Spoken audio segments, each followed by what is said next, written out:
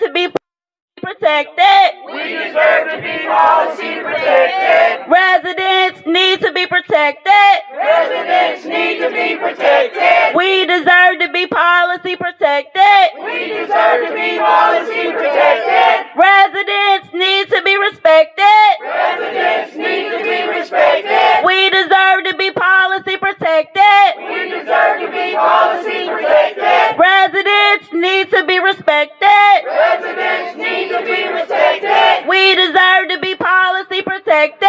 We deserve to be policy protected. All right. As I mentioned, good afternoon. My name is Jasmine Harris, and I'm a leader and organizer with the Louisville Tenants Union. We are going to have our first speaker, and that is Miss Jessica Bellamy. All right. Yay! Welcome to Smoketown. Yeah. The campaign to pass the historically black neighborhood ordinance is honored to hold the first of a series of press conferences here at Shirley May's Cafe. Thank you, Shirley May, for hosting us and for standing with us today. Can we get a round of applause? Yeah. Yes. The campaign to pass the historically black neighborhood ordinance is proud to launch this press conference series. It will center the voices of residents and other community leaders who are fighting to be policy protected in Louisville's historically black neighborhoods. My name is Jessica Bellamy, and I'm an organizer with the Louisville Tenants Union. I am also the founder of the Historically Black Neighborhood Assembly, which is a part of the Tenants Union as well. I know the pain of being forced out of my community. When I was a child, my father, who grew up in Shepherd Square, was murdered. My family feared further repercussions, so we were moved out to Newburgh, another historically black neighborhood in our city. This tragedy changed my life forever. I couldn't let Smoketown go. I was raised in this community. I went to middle school in this community, went to high school in walking distance. My first job was here. And I stayed in Louisville for college and bartended and served in my family's restaurant, right here, Shirley May's, because this community has always been so central to my life. Now that I'm an adult, I'm unable to return. I've been priced out. The rents and property taxes have skyrocketed. After Smoketown lost hundreds of deeply rooted families due to the remodel of Shepherd Square, both nonprofit and for-profit developers started inflating the cost of living in Smoketown. That ain't right. That ain't right. That ain't right. First, the nonprofits came in and flipped houses for $150,000 and up. Then, the private developers flipped houses for $200,000 and up. Today, there is a house for sale on Kentucky Street. Then they're asking for $325,000. Wow. That ain't right. According to the U.S. Census, the median income for Smoketown in 2015 was less than $25,000. So I ask you, who are these nonprofit and for-profit developers building homes for? Not us. Amen. Amen. That's why Smoketown, like many other historically black neighborhoods, needs to be policy protected. Yes.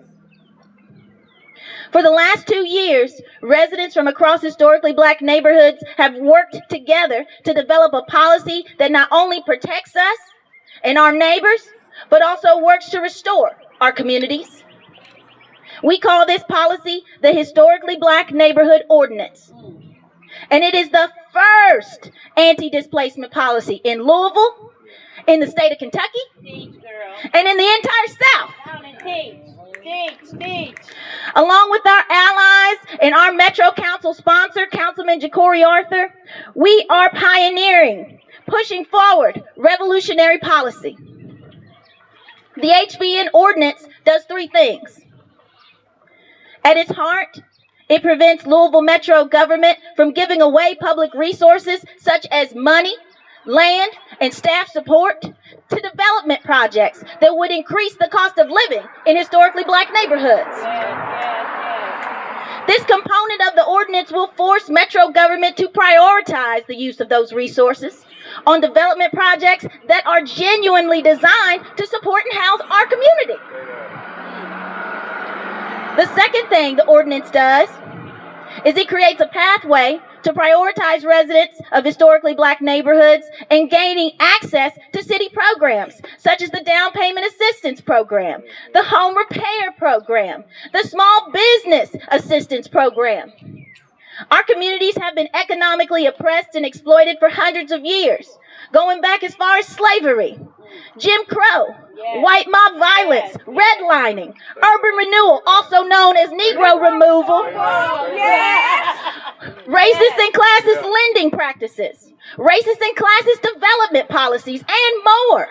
It's about time for our government to have a material response to the material conditions of racial capitalism.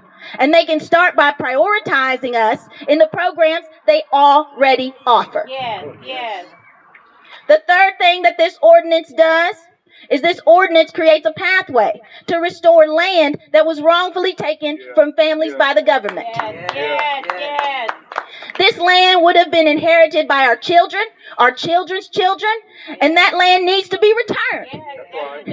If not something comparable given, should the case be made that that land was taken wrongfully. I appreciate all of you who came out today to hear from residents at our first press conference event to pass the historically black neighborhood ordinance. Without further ado, I'd like to hand the mic back to the esteemed MC for today, Ms. Jasmine Harris. Thank you. Good job, baby. Residents need to be respected. Residents need to be respected. We deserve to be policy protected. We deserve to be policy protected. All right, one more time. My name is Jasmine Harris, and I'm an organizer with the Louisville Tenants Union, and I'm the founder of the New Directions Tenants Union. I am a resident of the historically black neighborhood of Limerick, which is not far from here. I am also a former resident of the Russell neighborhood, which has been rapidly gentrifying. As a mother of 3, I know all too well how devastating the housing crisis in Louisville has been. Everyone deserves mental peace in knowing that they can afford their rent. And each of us should feel that where we live is worth what we are paying. But for black, poor, and working class people in this country, that's too often not the case. Directions, Russell Apartments for 6 long years. Before then, my children and I were houseless. I moved into the Russell Apartments with a baby who had just turned 1 and a 1-month-old. The baby that was 1 wasn't even walking yet, and she was crawling around the apartment, and her knees were soiled with dirt from the carpet. I knew at that moment that that place was badly needing to be cleaned up. I had just moved into an apartment that was new to me, but was filthy from years of poor maintenance. When I asked New Directions management about getting my carpets clean, that's what they told me. They told me it was the first, no, it's not right. This is the first of multiple cleaning and maintenance issues that would never get resolved.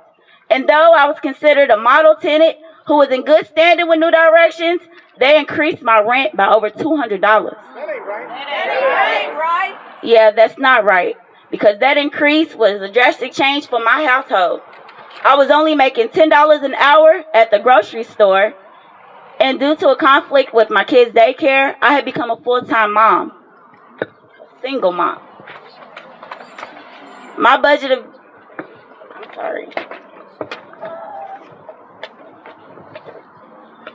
You got this? You got it. Thank you.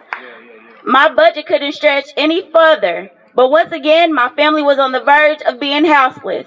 I couldn't do anything but organize with my neighbors around our shared struggles, and that's what I'm doing here. Black elders and single parents in Louisville are being hit the hardest by this housing crisis. A 2016 study found that a $100 increase in median rent in our urban area is associated with a 15% increase in houselessness. Louisville has experienced a 40% increase in houselessness in the past 3 years. How much of that is due to landlord and developer greed?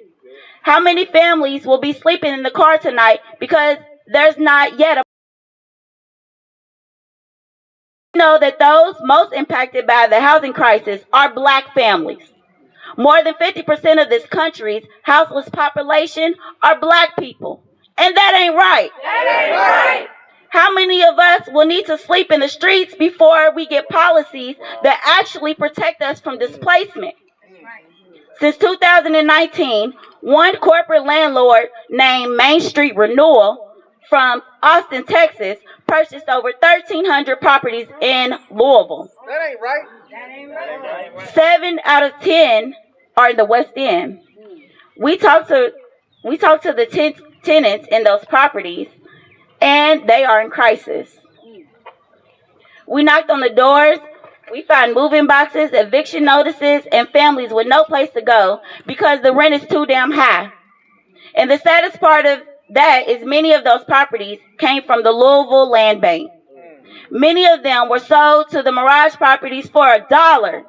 Not only That ain't right. Not only are the corporations taking over the West End, but they're using tax dollars, our money, to do it. That ain't right.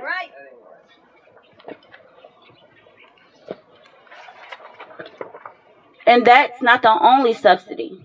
In 2019, Louisville Metro made forgivable loans for the development of 135 market rate homes in Russell.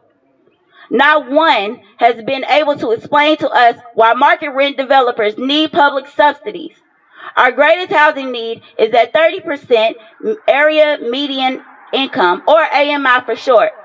But between 2014 and 2019, the Louisville Affordable Housing Trust Fund spent $21.9 million to build only 3 units at 30% AMI. That ain't right. Meanwhile, they built 938 units at 50% AMI and 1,328 units at 80% AMI. So, why is the Louisville Affordable Housing Trust Fund using public dollars to build apartments that cost $1,100 in rent for 1 bedroom and calling it affordable? Who is that for? Not us. Not us. That rent is not affordable for me or my neighbors. Building at 50% or 80% AMI is inflating the market and raising the cost of living in our communities beyond what we can afford. We need genuinely affordable housing and to be policy protected in this housing crisis. Yeah. Woo! Up next, we have Councilman Ja'Cory Arthur.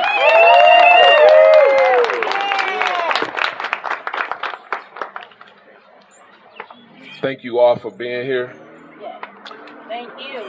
I just want to read some of the ordinance because a lot of times elected officials will come into communities and present proclamations that are essentially meaningless. We don't need proclamations, we need legislation, which is our job. So I want to read some legislation in this historically black neighborhood today. Whereas the National Trust for Historic Preservation has noted the first half of the 20th century shaped black Americans' identity and influence on the United States. In reaction to racist policies and laws in that period, black neighborhoods provided a sense of belonging, serving as a celebrate black culture in a unique and authentic way. During this time, black cultural identity began to emerge, but black Americans were still significantly affected by key events such as Jim Crow, segregation and desegregation, and the assassinations of key civil rights leaders. These events impacted individual livelihoods and the fate of these neighborhoods. Many of these communities disintegrated because of factors such as gentrification and outright racism, while others continue to rebuild and evolve. However, the history of these neighborhoods have often been hidden and not fully recognized. Whereas Louisville Jefferson County Metro Government commissioned the Louisville Housing Needs Assessment, which was prepared in February 2019. Please remember that date. February 2019, and studied the health, equity, and diversity of housing stock across Louisville Metro. Whereas the Housing Needs Assessment states the risk of displacement is highest in neighborhoods like Russell, where a multi-million-dollar redevelopment of Beecher Terrace will evolve over the next several years, and in neighborhoods like Smoketown, where renovations of older homes are becoming more frequent and profitable. There's also high likelihood of gentrification from investment in newly designated federal opportunity zones, which cover much of the market areas in West Louisville.